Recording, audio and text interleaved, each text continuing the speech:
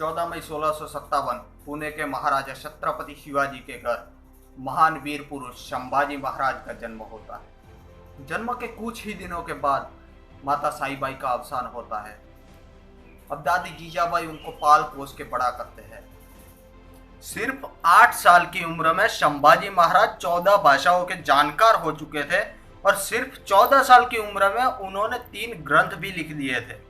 16 साल की उम्र में प्रथम युद्ध भी जीत चुके थे और कुछ ही समय के बाद पिता छत्रपति शिवाजी महाराज का भी देहांत होता है।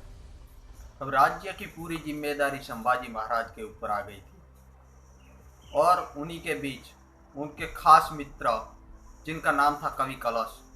अब कवि कलश के साथ मिलके संभाजी महाराज अपना राजपाट संभाल रहे हैं। मराठा साम्राज्य के पास धन की बहुत कमी होने के कारण संभाजी महाराज ने औरंगजेब के औरंगाबाद और बुरहानपुर के ऊपर सीधा ही आक्रमण कर दिया और काफी सारी मात्रा में धन इकट्ठा कर लिया। अब इससे नाखुश होकर औरंगजेब ने हर बार संभाजी महाराज को हराने की कोशिश की, लेकिन वो हर बार नाकामयाब रहा। एक बार संभाजी महाराज और उनके दोस्त कवि कलश कहीं जा रहे थे। अब उनके पास कोई हथियार भी नहीं था। उसी के बीच उनका ही एक गद्दार साथी जिसने ये सारी बात औरंगजेब को बता दी और औरंगजेब ने उनके ऊपर सीधा ही हमला बोल दिया। अब उनके पास हथियार भी नहीं थे और औरंगजेब के पास काफ़ी सारी फौज थी, जिसके बल पे वो संभाजी महाराज को बंदी बना लेते हैं। बाद में औरंगजेब कवि कलश और छत्रपति संभाजी महाराज को ले जाता है उसके महल पे और बोलता है, अगर जिंदा रहना चाहते हो तो अपना धर्म का परिवर्तन कर लो। मगर संभाजी महाराज और कवि कलश उनको धर्म परिवर्तन करने से मना करते हैं और बोलते हैं, हमको हमारा धर्म प्यारा है, हम धर्म परिवर्तन नहीं करेंगे। उसके बाद औरंगजेब ने संभाजी महाराज और उनके साथी दोस्त कवि कलश के ऊपर असह्य अत्याचार शुरू कर दिया। पहले तो उनके नाखून काटे गए, उसके बाद उनकी उंगलियां काटी गई। फिर भी उन्होंने अपना धर्म का परिवर्तन नहीं किया तो बाद में औरंगजेब ने गरम लोहे का सળिया उनकी आंखों के अंदर घुसा दिया।